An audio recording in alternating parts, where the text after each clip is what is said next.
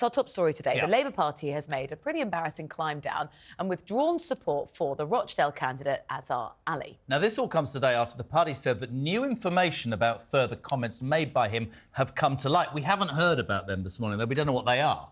We're joined by political commentator Benedict Spence in the studio and former Labour advisor Mike Buckley. Morning to you both. Benedict, this played out in a way that Keir Starmer could have avoided yesterday. Absolutely, and I think that it was the slow motion aspect to it that I think was... I was going to say was damaging. I'm not sure how damaging it will be long term. This is something that will be forgotten relatively quickly. I did think it was curious, though, to for there to be sort of a single allegation of this sort of language being used, because it is so rarely the case that actual bigots just say one thing in isolation and that's it. So if more information has come out and yet to be revealed, that does seem it does seem like it was almost an inevitability that that would be the case. But yeah, you're right. It could have been avoided. It really should have been avoided. But he is in the charmed position of having a staggering poll lead, as you pointed out. So I'm sure it's something he's going to be able to get away with ultimately. Interesting, though. It just had a comment, Mike, from somebody who says Angela Rayner. They're obviously going for her now. Two schools of thought. Rosie, I thought, summed it up perfectly by saying, is he in fact... he took his time, he's made a decision, the Labour Party have distanced themselves. Obviously, optics-wise, not great that he's still going to be on the ballot paper, Labour. I said something last hour that upset a few people. I don't think you should ever overestimate the intelligence of certain people who vote. They'll see Labour and tick the box. I want to know what this means for the people of Rochdale. There's obviously, we'll read the people in a second. George Galloway, strong Palestinian and Muslim voters standing. Simon Danshuk, ex-Labour, quite a high-ranking Labour, for the Reform Party. Do you think that Ali will... What's the worst-case scenario for Starmer, do you reckon, my friend? For Starmer, it's really hard to say with this by-election because, Labour's now stepped away from it. There is no Labour candidate. So, in a sense, it's sort of nothing to do with the Labour Party now. But you're right, we should also be thinking about the people of Rochdale who will be elected. There will be an MP elected. We don't know who that person is going to be. We have to hope it's one of the more decent candidates, and it's not for me to determine who that is. But we have to hope that they're going to end up with a decent MP. In all likelihood, that person will be an MP for a matter of months. We don't know when it's going to call an election. Will be at some point this year. In all likelihood, whoever is the Labour candidate next time around, which obviously won't be Azhar Ali, will win and will then become the MP, and I'm sure that will be a decent person. But you're right, for the moment, for the next few months, we don't know who that person is going to be. The question that this raises, and it has done, is about anti-Semitism, and particularly the Labour Party, how in the past I think people would say, quite rightly, it's been rife in the past. Keir Starmer has been credited with changing the nature of the party. How much will this story hurt him, bring these allegations to the fore again, Benedict? I think people are sympathetic towards him given the size of the job that he had on his hands. I don't think he expected to ever be in this position for this general election where he was likely to win. I think he was imagining that it was going to take a much longer period of time to detoxify the party, because anti-Semitism is not something that is very easily detoxified. It's the hardest of probably of all the prejudices to root out. And you've also got to remember that a lot of this, I'm especially... sorry, I'm not sure I agree. What do you mean?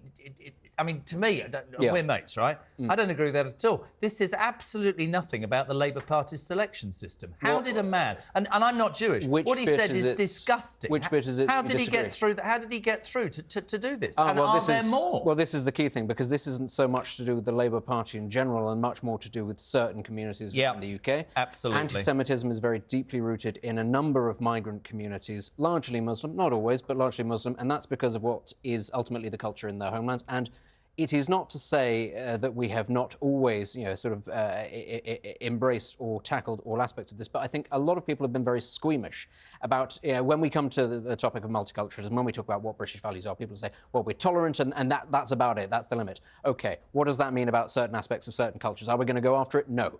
Actually, we don't like to talk about this. And we've had a discussion before about aspects of the Pakistani community, before about how we've just decided not to address the difficult questions.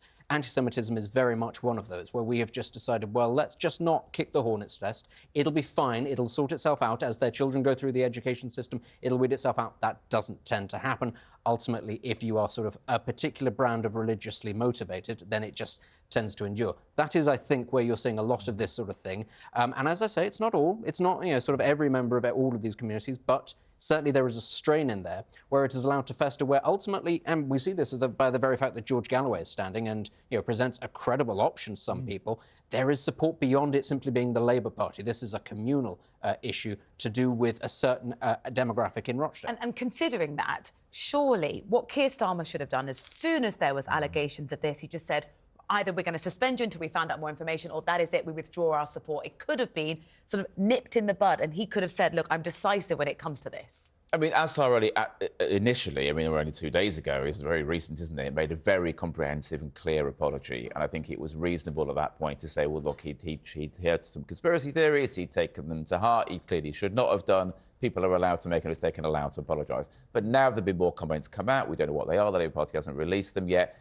Keir Starmer has acted very, very quickly in removing him as a candidate. I'm not sure, and maybe I'm wrong, but I'm not sure, and I'm absolutely with Rosie, Mike. The reason I think people are questioning his judgment, I think the initial comments were disgusting and vile enough for the Labour Party as a creditable government in waiting. And let's be perfectly honest, this is probably the first thing, Benedict, I said to Mike this morning, that has been a slip or a mess. It's been pure Tory disaster after disaster. But yes, it begs, are there more people like that standing? I don't know, the selection process. But I thought the minute he said it, they should have literally got rid of this guy in a heartbeat.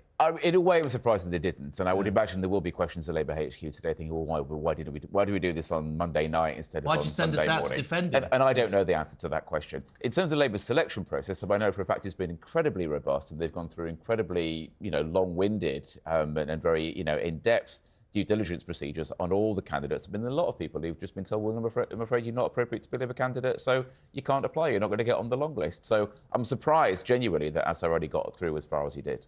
I mean, I think Keir Starmer has been very consistent in giving people the opportunity to apologise when they are found to have done this sort of thing. It's, he doesn't give them lots of opportunities. He gives them a very short window. But we've seen this in the past, be they very high profile or low profile. He goes, you can apologise, you can withdraw that. OK, you haven't, fine, you're out. And I think that that's a very important thing to be seen to be being fair to people, in case it is just a one-off and in case there is the chance for things to be improved. I think it's also worth pointing out that Azhar Ali, Louise Ellman, the former Liverpool MP, who is Jewish herself, came out and said that she was surprised because in the past she'd always found him to be a very staunch supporter of the Jewish community. So, there is clearly, I think, a little bit more complexity to this. Is it specifically about October 7th? I suspect Mr. Ali, I could be totally wrong.